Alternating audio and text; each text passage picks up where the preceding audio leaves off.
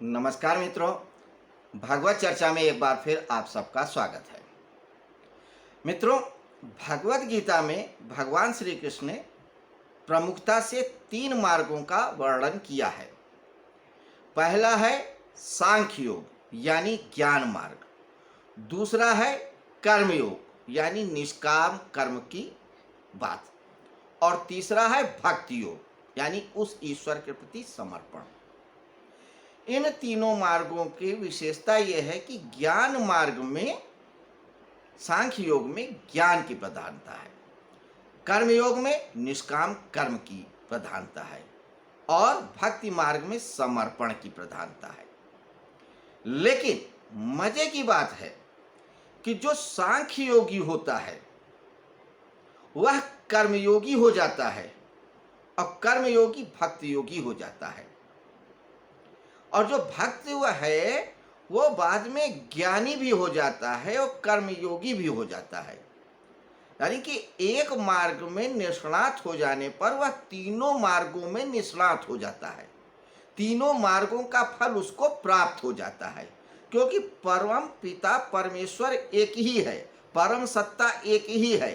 तो जो उसका गुण है, स्वभाव है, रूप है, सब कुछ उसमें समाहित हो जाता है।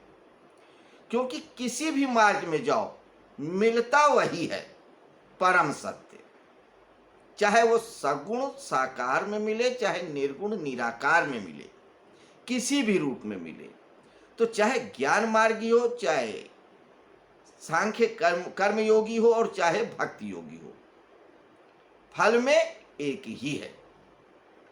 अब देखिए, यहां पे 6ठे अध्याय में भगवान श्री कृष्ण ने ध्यान की बात करी, इसके पहले कर्म की बात चल रही थी।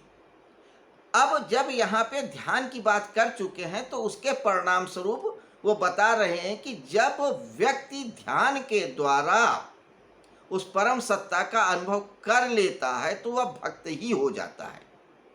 तो इस श्लोक में जो इशारा किया है, जो बात किया है, भक्त की बात किया है।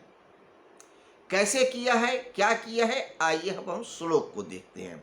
31वां श्लोक, अध्याय 6 का, भगवद गीता के आत्म संयम योग।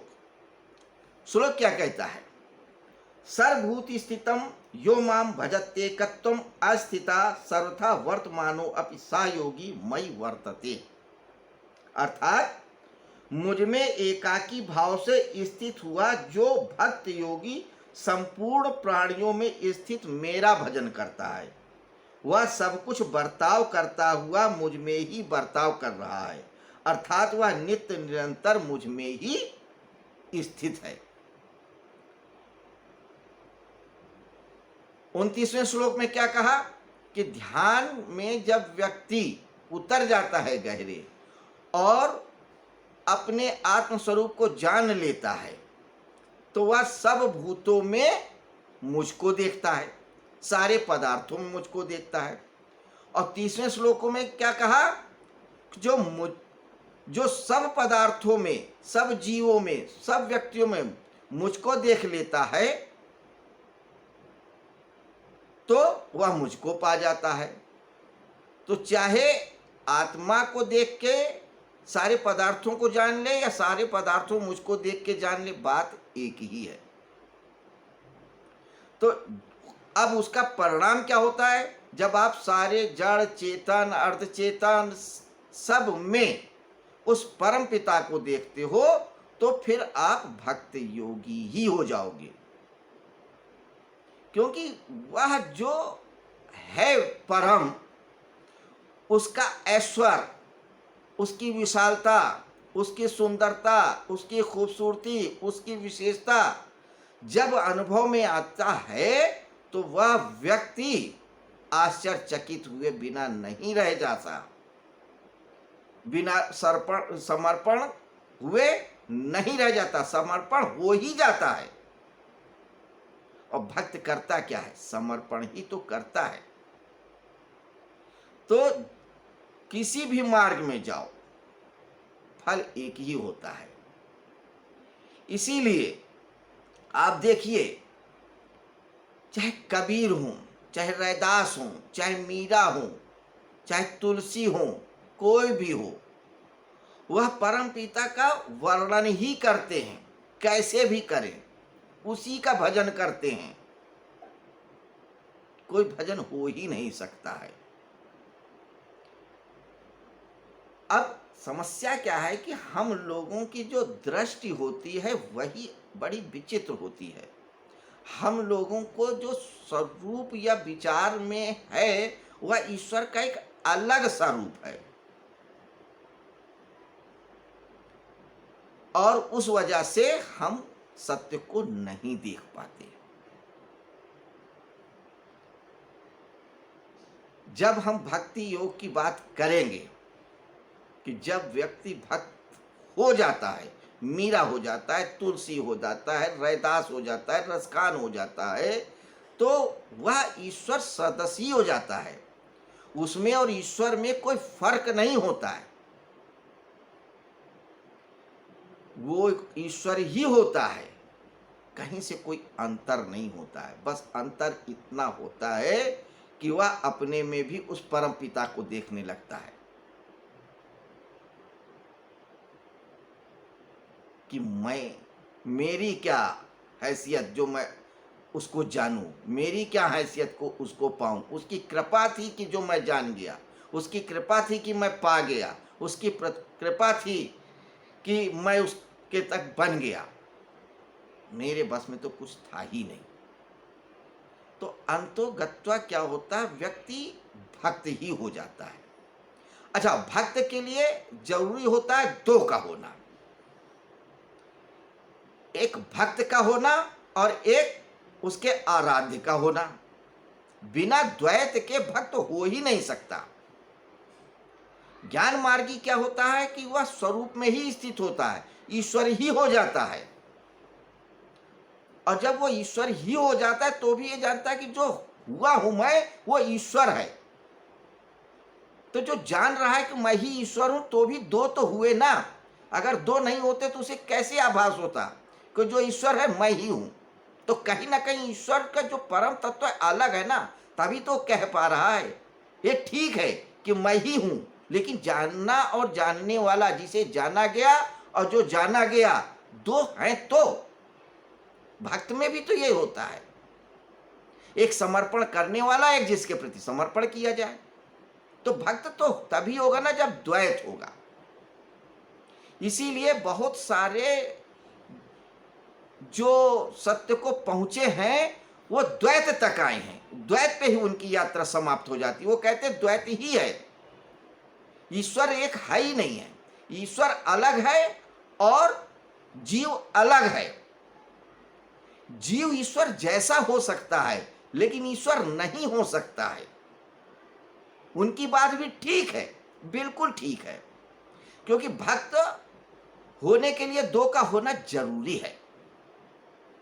ईश्वर जैसा हो गया तो भी ये जान रहा है कि मैं ही ईश्वर हूं, तो भी तो ईश्वर कोई रहा होगा, तभी तो आप उस जैसे हो गए। तो वो अद्वैत की धारणा है कि वह सब एक है। द्वैत की धारणा यह है कि दो है, पुरुष अलग है, ईश्वर अलग है। तो द्वैत भी वही बताता है जो अद्वैत बताता है। सिर्फ ये शब्दों का खेल है, अनुभव अनुभव की बात है। उस परम सत्य को कोई कैसे भी बता दे, कोई कैसे भी बता दे। अब एक छोटे से उदाहरण से आप समझिए। सपोज आपके घर में एक टेलीविजन है, टेलीविजन चल रहा है, या एक मोबाइल सेट है, मोबाइल चल रहा है। एक व्यक्ति कहता है कि ये मोबाइल है, दूसरा कहेगा ये मोबाइल तब है जबकि इसमें सिम लगा हो और नेट का कनेक्शन हो, चार्ज हो, तभी मोबाइल है, वरना ये एक इंस्ट्रूमेंट है। मोबाइल तभी है जबकि मोबाइल इंस्ट्रूमेंट भी हो, नेट भी हो, कनेक्शन भी हो और आप बात कर सके, तभी है। तो वैसे ही है कि भक्त आप तभी हो पाओगे जबकि कोई जानने वाला होगा, जिसके प्रति आप समर्पण करोगे, कोई आराध्य होगा, और यही जानने वाले के लिए। तो ये बड़ी दुविधा हो जाती है जानने वालों के साथ। अब यहाँ पे एक आदमी क्या कह गया कि नहीं, ये मोबाइल है, कनेक्शन हो जाएगा तो चलेगा। है तो मोबाइल ही ना, कनेक्शन नहीं है एक अलग बात है, लेकिन है तो मोबाइल ही। तो जो चल रहा है उसको भी मोबाइल बोल रहा है, वो जो इंस्ट्रूमेंट है उसको भी मोबाइल देख रहा है। दृष्टि की बात है, एक्सप्लेनेशन की बात है, अनुभव की बात है, अपने विचार की बात है। तो जिसका जिस स्तर पे जैसा अनुभव होता है वो वैसा ही अभिव्यक्त कर देता है। तो जब आप अध्यात्म के क्षेत्र में जाओगे तब आपको लगेगा कि हर संप्रदाय, हर सिद्धांत में अलग अलग बातें कही हैं, लेकिन वह सिर्फ सतह पे अलग हैं, तल पे एक ही है। जिन्होंने जाना उन्होंने पाया वो एक ही है। चाहे भक्ति से जानो, चाहे ज्ञान से जानो, चाहे कर्म से जानो, चाहे उसको अद्वैत कहो, चाहे द्वैत कहो, चाहे शुद्धाद्वैत कहो, चाहे विशिष्टाद्वैत कहो, कोई कहो, कोई वाद हो, कोई संप्रदाय हो, अनुभव एक है और अनुभव ही सत्य है।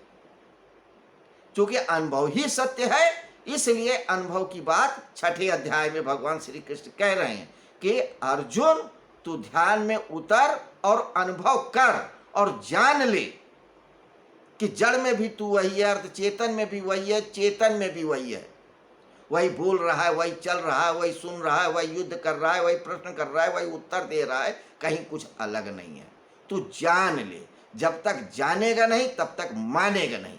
से सुन लेने से विश्वास नहीं होता है, एक धारणा बन जाती है, एक समझ विकसित हो जाती है, एक रास्ता खुल जाता है, लेकिन बात तब तक नहीं बनती जब तक दर्शन न हो, जब तक अनुभव न हो। इसीलिए दर्शन और देखने की बात को महत्व दिया गया है कि दृष्टा बनो। तो दृष्टा बनने की विधि है 6ठे अध्याय में। तो ये एक वैज्ञानिक विधि है, ध्यान जिसके द्वारा व्यक्ति उस परम सत्ता को जान सकता है। फिर हमने चर्चा में ये भी कहा था कि अपने अपने टाइप की बात है, आपके व्यक्तित्व का विकास कैसा हुआ है, आपके जन्मों जन्मों की यात्रा के द्वारा आपका व्यक्तित्व बना कैसा है। वह समर्पण के लिए बना है, जानने के लिए बना है, या करने के लिए बना है। उसे जानने में रस है, करने में रस है, या समर्पण में रस है। जो विधि सूट करती हो उस विधि से जाइए, उसी विधि को ध्यान बना लीजिए। और जब ध्यान बन जाएगा, ध्यान सध जाएगा, तो आप ध्यानी हो जाएंगे, योगी हो जाएंगे, स्थित प्रज्ञ हो जाएंगे, योगारूढ़ हो जाएंगे। सारे संशय, सारे विषाद, सारे दुख सबसे उबर जाएंगे।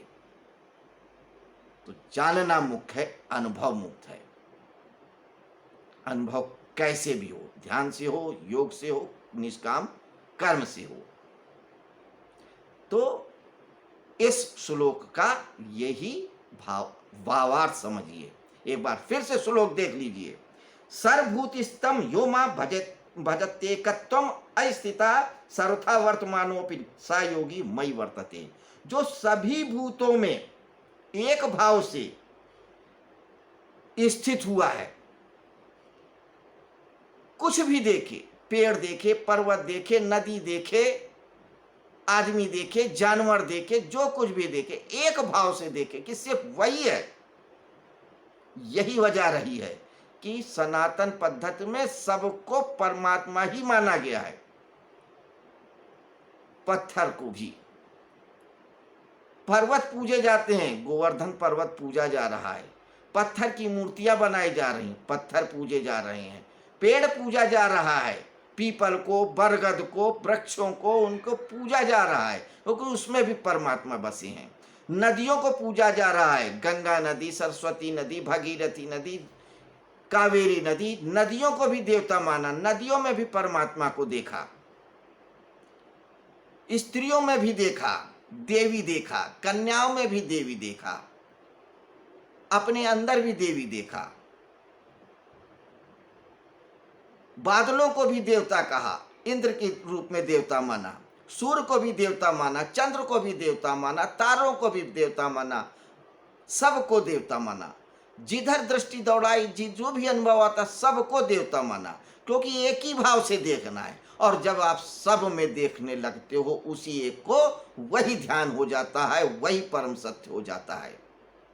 और जब आप सब में उसी को देखते हो तो आप ध्यान में ही होते हो, उस परम पिता परमेश्वर में ही रमण कर रहे होते हो। उस समय आप योगी ही होते हो, योगी और कुछ है नहीं। योगी का ये तात्पर्य नहीं है कि वो कहीं ध्यान में बैठा होगा आंख बंद करे हुए प्राणायाम करते हुए, वो सिर्फ वही योगी नहीं है। योगी वो है जो अपने में सबको देखे और सब में अपने को देखो, परमात्मा को सब में देखे और सब में परमात्मा को देखे।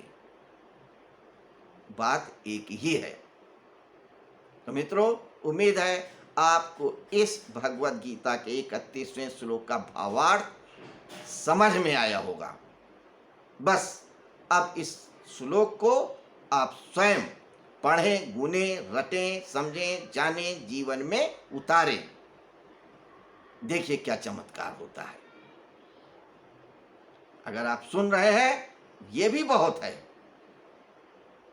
ये भी वैसे ही है कि बूंद बूंद गिर रही है, कभी तो काम आएगी ये बूंद, कभी तो पत्थर में निशान बनेगा और वो ब्रह्म दिखेगा। तो आज के लिए मित्रों बस इतना ही। कल फिर नए श्लोक में मिलेंगे चर्चा करने के लिए, इसी वक्त इसी जगह। तब तक के लिए नमस्कार। वैसे एक बात और कहना चाहूँगा अंत में चलते चलते कि कोरोना काल अभी ख़त्म नहीं हुआ है। आप लोग बहुत ज़रूरी हो तभी घर से निकलें, स्वयं स्वस्थ रहें और दूसरों को भी कोरोना से बचाए रखें। प्रणाम, शुभ रात्रि।